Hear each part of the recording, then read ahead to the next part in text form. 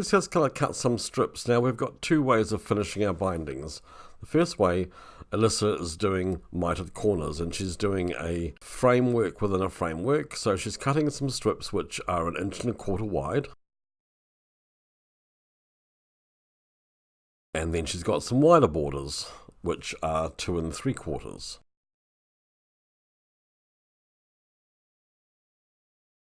No, 2.5.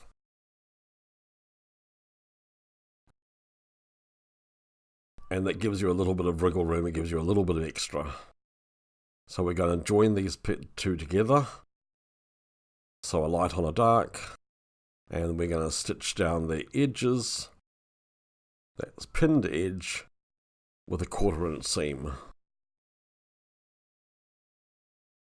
We're using our standard J foot now with the machine set at 1/4 inch from the side of the foot.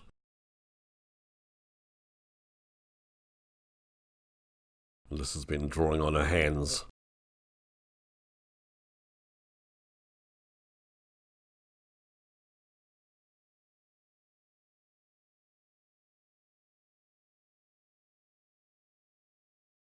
So we want to do this for the 4 sides of the borders, the 2 long sides, the 2 short sides. So we've opened up the seam. You don't have to open it up, you can let it lay one way, which would be towards the smaller strip, but we've opened our seams up because it's easier to do when you're actually doing a mitered corner. So we've got our 2 tops and our 2 sides.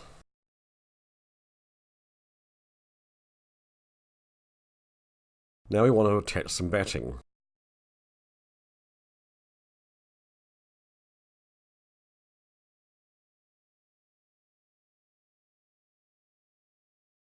For us, we're just going to actually put some spray based on. Make sure there's something underneath your surface. If you give the top's fabric a little bit of a lighter iron, the spray base adheres a bit more. Let's find our center point of our block, the blocks that are joined, and the center point of our long edge.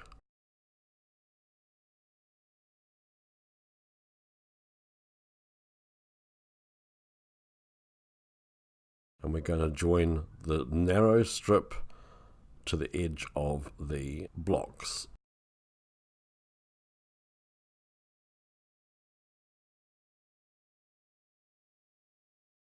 So let it lay flat.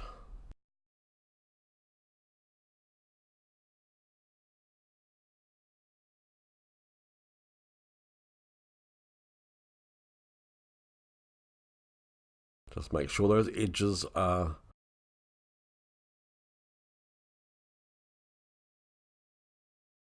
exactly even, and we're going to stitch on the inside of our perimeter stitching, so it'll be a generous 1/2 inch. And don't stitch over your needle, or your pin. Open that seam out.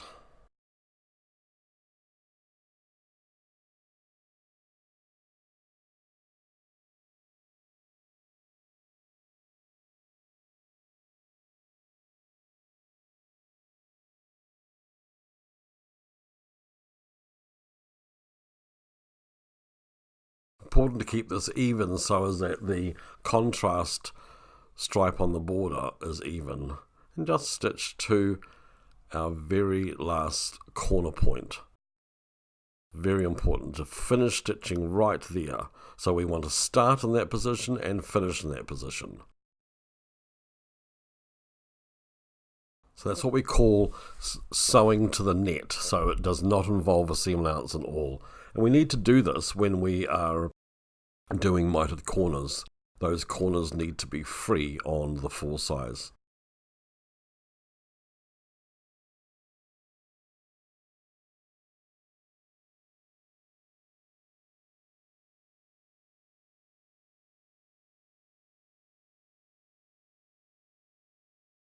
Just marking in the continuation of that seam.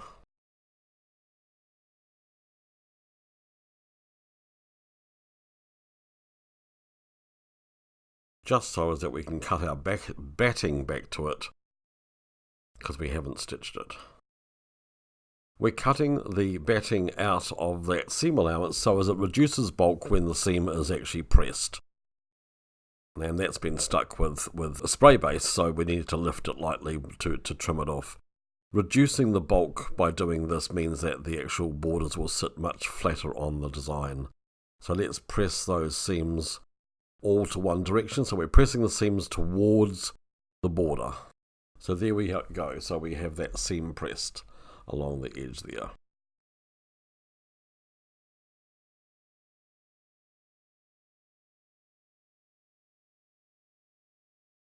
So 1, 2, find our center point.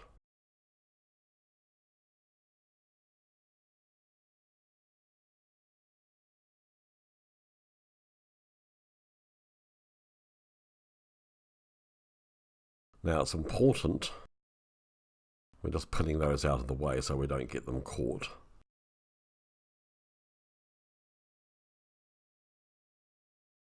Center point on center point, and we're sewing to the net, so we're sewing to that last corner stitch. You should have the excess of about, you should probably have about an inch excess either end, at least. So that's what we call wriggle room with the length of that border. Find that corner point. Don't catch the other one. Make sure it's secure by stitching a few stitches, then reversing back. Keep those edges even and stitch across the top and bottom of both ends of the wall hanging.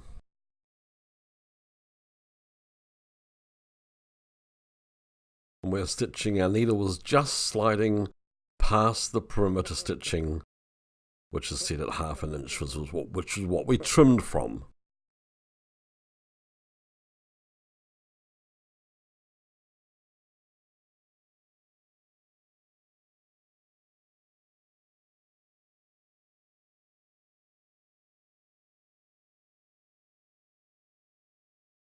So stitching to that point, one more, back.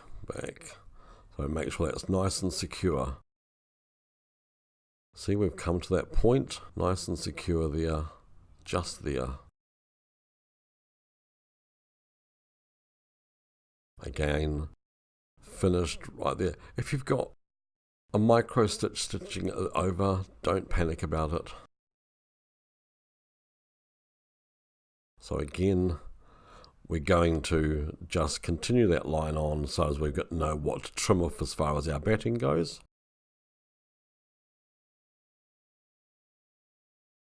So it's a generous 1/2 inch.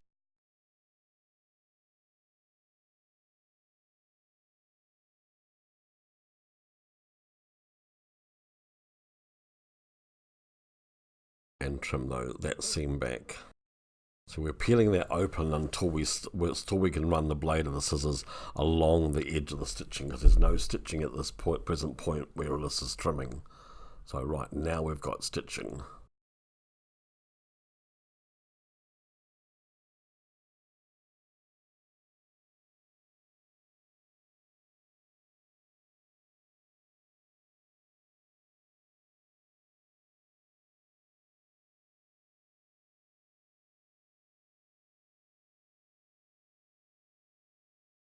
Give that a press.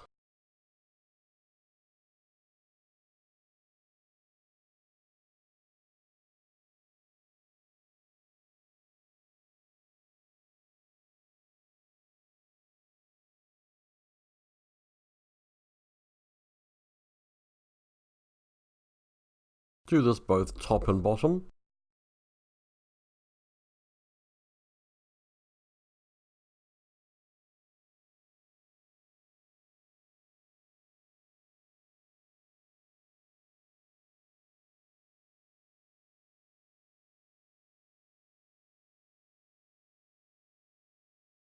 We're pressing that inner border fabric over the trimmed edge of the batting so as it's even all the way through from carrying on from the quilt itself.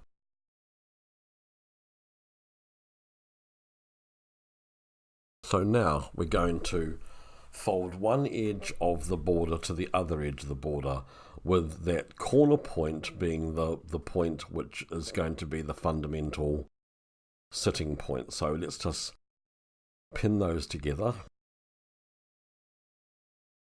So border to border. Lightly hand press that diagonal, just keeping those borders together.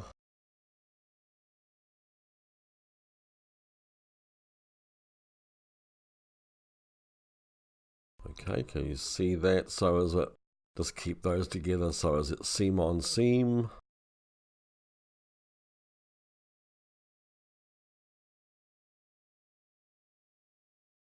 So here we come with, we're going to pick up the ear and just let that sit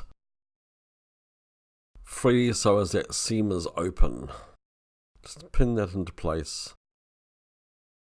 Just let it get away from that corner so as it creates less bulk. Now, with our ruler, we need to run that folded diagonal edge. That is our guideline for doing our mitered corner. So put the edge of the ruler against the edge of that fold and mark it with what you wish. We're just going to mark it with pen so as you can see it. And that is going to be our stitching guideline. We're going to be stitching from the point out to the edge of the border.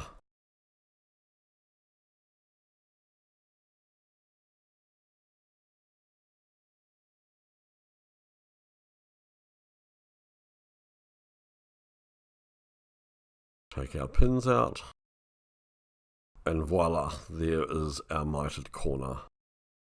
A couple of things to do.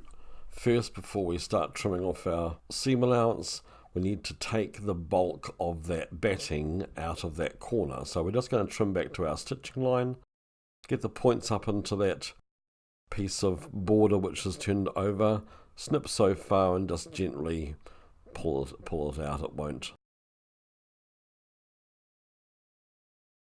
Get up as close as you can. Okay, so there's our little piece that we've pulled out.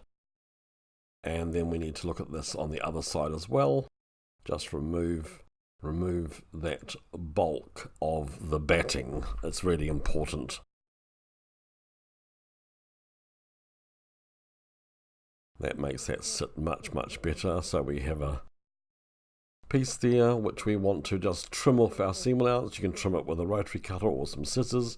And we're just trimming it back to 3/8 to 1/2 inch, depending on what you want.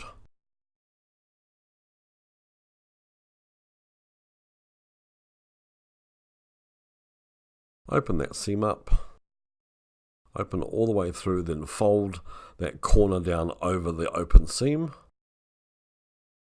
Turn it to the right side and give that a top press as well.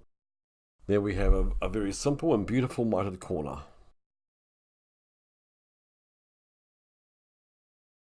Okay, there's our framing work done with our borders.